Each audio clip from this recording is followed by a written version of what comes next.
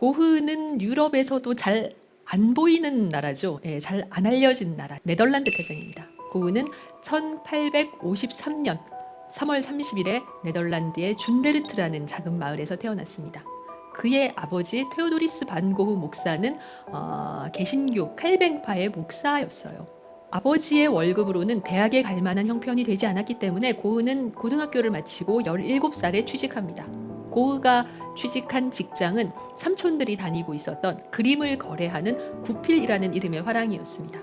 이 화랑에서 고흐는 모두 7년을 일했고 동생인 테오 역시 고등학교를 졸업하고 이 구필 화랑의 점원으로 자리를 잡았습니다. 그런데 그때쯤에 갑자기 고흐의 가치관에 생각에 변화가 생겼습니다. 그는 그림을 사고 파는 일에 더 이상 의미를 느끼지 못하겠다라고 하면서 더 이상 화랑에 나가지 않았고 결국 해고당합니다. 직장을 그만둔 고흐는 아버지의 뒤를 이어서 목사가 되겠다고 선언했습니다. 이렇게 해서 고흐는 7년간의 직장 생활도 다 무의로 돌아갔고 2, 3년 동안 시간을 들이면서 목사가 되려고 하고 또 전도사가 되려고 했으나 이 모든 노력들이 다 헛수고가 되고 말았습니다. 30이 가까운 나이에 고흐는 화가가 되겠다고 선언합니다. 이 장남의 결정에 고흐 가족은 깊이 실망하고 절망하게 됩니다.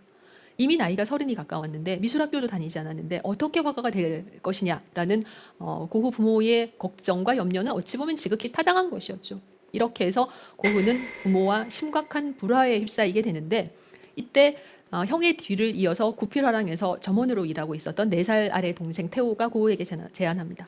형의 그림은 내가 보기에는 가능성이 있으니 앞으로 그리는 그림을 나한테 판다고 생각하고 보내면 내가 그 그림의 가격을 미리 쳐서 형에게 줄게 라고 이야기합니다.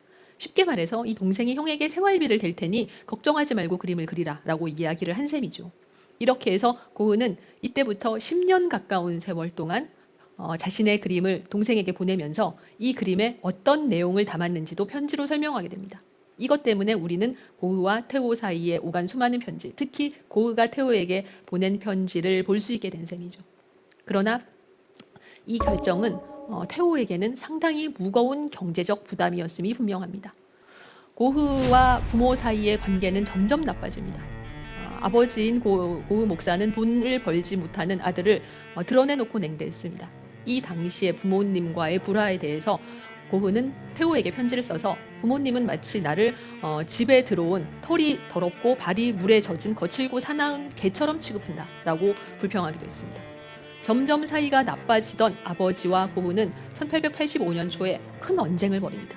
그리고 그 언쟁이 있은 지 얼마 되지 않아서 아버지 고흐 목사는 목사관으로 들어오다가 정원에서 쓰러져서 심근경색으로 사망합니다. 고흐는 아버지의 죽음에 책임이 있다는 죄책감에서 평생 벗어나지 못했습니다. 아버지가 사망한 지 얼마 후에 고흐가 그린 이 성경책이 있는 정물이라는 그림에서 당시에 고흐가 느꼈던 부담과 압박과 슬픔을 우리는 간접적으로나마 볼 수 있습니다. 그림의 성경책은 굉장히 크고 무겁고 위압적입니다. 그 성경책의 두께에 비해서 옆에 놓여있는 노란 노트는 낡은 표지에 금방이라도 책상에서 미끄러져 떨어질 것 같습니다. 성경책에 비하면 노트는 아무런 가치가 없어 보이죠. 이 무겁고 두꺼운 성경책이 고흐의 아버지, 그리고 옆에 놓여있는 싸구려 값싼 노트, 아무 가치도 없어 보이는 낡은 노트가 고흐 본인입니다. 오른쪽에 촛대가 꽂혀 있고 그 위에 양초가 있는데 양초의 촛불은 이미 꺼졌습니다. 이것은 아버지의 생명이 육신을 떠나갔다라는 의미가 되죠. 고흐는 초창기에 전도사로 머물던 탄광촌에서 계속 머물면서 광부들의 모습을 그림으로 그립니다. 그는 노동하고 있는 농민들, 광부들의 가난하지만 그리고 투박하지만 진실된 모습을 그림에 담으려고 했습니다. 이런 고흐의 초창기 그림은 밀레의 영향하에 있습니다. 왜냐하면 고흐는 제대로 된 미술학교에 다니지 못했고 한 번은 미술학교에 입학하기는 했지만 그 미술학교에서 고흐를 중학생들과 같은 반에 넣었기 때문에 고흐가 도저히 견디지 못하고 금방 학교를 나와버린 경험이 있었습니다. 이렇게 제대로 그림을 배우지 못했기 때문에 테오는 파리에서 일하면서 고흐에게 화가들의 화집을 보냈습니다. 지금처럼 인터넷이나 이런 것들이 발전하지 않았기 때문에 다른 화가들의 그림을 볼 기회도 그렇게 많지 않았거든요. 이런 동생이 보낸 화가들의 화집 중에서 특히 고흐의 마음을 사로잡은 것은 장 프랑수와 밀레의 그림이었습니다. 밀레 본인이 노르망디의 농가에서 태어나서 농산일을 하면서 컸던 화가이기 때문에 밀레의 그림에는 화가 자신에게 익숙했던 어린 시절부터 보았던 농민들의 모습이 많이 담겨 있고, 지금 보시는 만종처럼 신실하게 가난하지만 불평하지 않고 매일매일을 살아가는 농민들의 모습이 담겨 있는 그림이 많이 있었습니다. 이런 밀레의 그림을 보고 고흐는 본인도 이런 그림을 그리고 싶어 했던 거죠. 1885년 4월에 아버지가 돌아가신 지 얼마 되지 않아서 최초의 걸작이라고 부를 수 있는 감자 먹는 사람들이 탄생합니다. 이 그림 속에는 5명의 광부와 광부의 식구들이 등장하죠. 여기서 이 5명은 어두운 램프의 불빛에 의지해서 저녁을 먹고 있습니다. 저녁의 메뉴는 찐 감자와 커피뿐이에요. 이 그림을 보고 태호는 그림이 잘 되기는 했지만 너무 투박하고 어둡다라고 이야기했습니다. 태호는 그림을 팔기 위해서는 그림이 조금 더 밝고 가벼운 편이 좋겠다라고 생각을 했어요. 그러나 고흐는 이것이 내가 본 진실이다. 이것이 광부들의 삶이고 나는 그들의 삶을 가감없이 거짓되지 않게 그리고 싶다라는 고집을 꺾지 않았습니다. 그리고 이 당시 고흐의 그림이 이렇게 어두웠던 것은 다른 화가의 영향도 있어요. 지금 1886년에 그려진 파이프를 문 자화상이라는 고흐의 그림을 보고 계신데, 그림을 채우고 있는 전반적인 색조는 어두운 갈색입니다. 이 어두운 갈색은 네덜란드가 낳은 또 한 명의 위대한 화가 렘브란트의 자화상을 떠올리게 하죠. 아마도 고흐는 네덜란드의 수도 암스테르담에서 렘브란트의 그림을 보았을 겁니다. 이런 그림들을 계속 고흐는 태호에게 보냈고, 태호는 거기에 대해서 이런저런 의견을 주다가 1886년 초에 형에게 제안합니다. 자신이 머물고 있는 파리로 와서 그림을 한번 그려보면 어떨까라는 제안이었습니다. 왜냐하면 이 당시 파리에서는 인상파 화가들이 제법 어느 정도 인지도를 쌓아가면서 그리고 대중의 인정을 받아가면서 활동하고 있었습니다. 1874년에 1차 인상파 전시가 열렸고 1886년에 마지막 8차 인상파 전시가 열렸기 때문에 1886년이면 파리의 대중들은 어느 정도 인상파의 그림과 그 특징을 알고 있었어요. 인상파는 시시각각 변화하는 햇빛과 대기를 화가 주관의 감각으로 포착해서 화면에 옮기는 것이 굉장히 중요한 강령입니다. 그래서 르누아르가 그린 이 뽕네프 다리와 이 파리의 전경을 보면 화면이 전반적으로 가볍고 환한 색으로 채워져 있습니다.